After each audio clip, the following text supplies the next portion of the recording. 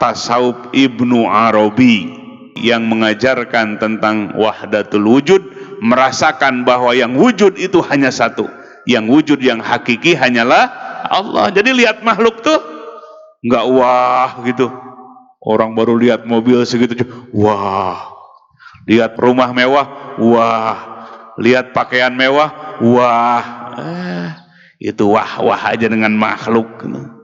Karena nggak ma'rifat, nggak mengenal kepada Allah. Wahnya itu hanya kepada Allah. Orang yang ma'rifat kepada Allah. Lihat jabatan segitu, ya biasa aja, besok aja turun lagi. Betul nggak? Mobil sekarang paling bagus, 20 tahun yang akan datang jadi rongsokan. Biasa aja. Yang wah itu hanya satu. Yang wujud yang hakiki hanya satu. Dia adalah Allah subhanahu wa ta'ala. Nah, dalam ilmu tasawuf sampai mabuk cinta. Seperti Ibnu Arabi. Jadi merasa dirinya tuh sebagai Allah saja.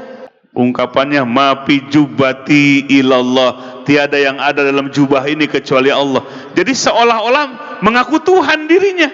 Saking dia merasakan hanya Allah lah yang ada. Itu namanya mabuk cinta. Jadi sampai dirinya pun menganggap sebagai Tuhan. Saking yang ada tuh hanya Allah saja. Semua menjadi panah. Makhluk itu semua fana, dirinya pun fana. Fana itu apa? Nggak ada, fana itu rusak. Yang kekal, yang ada, yang maujud, yang hakiki hanyalah Allah. Dirasakan, bukan sebatas diyakini, sampai dirasakannya. Nah, itulah namanya mabuk cinta namanya. Ada yang pingin mabuk cinta nggak kepada Allah? Wah, ini kalau sudah mabuk cinta semua, seperti para sahabat, tegak agama Allah.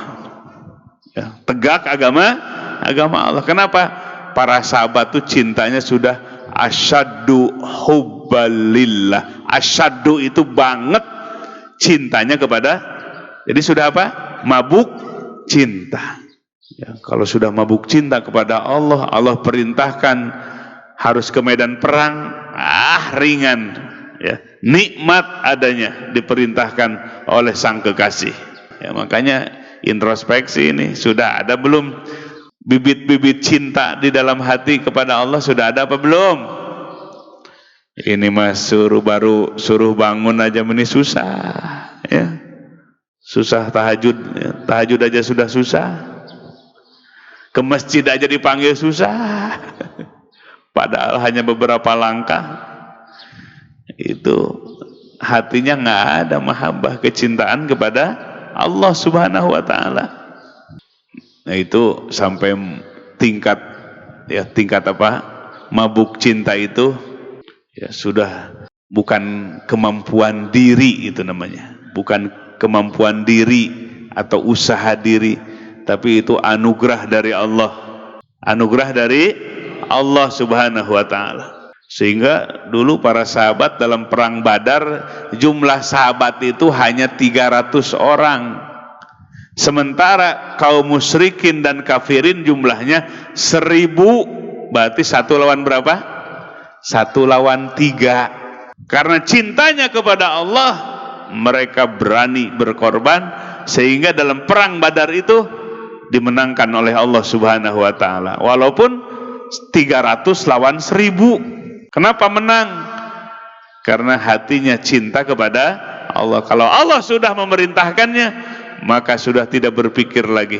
Hanya ada satu kata, sami'na wa ata'na. Kami dengar, kami taat. Maka kalau kita Islam ini pingin mulia kembali, umat ini pingin mulia kembali, nah ini wilayah hatinya ini.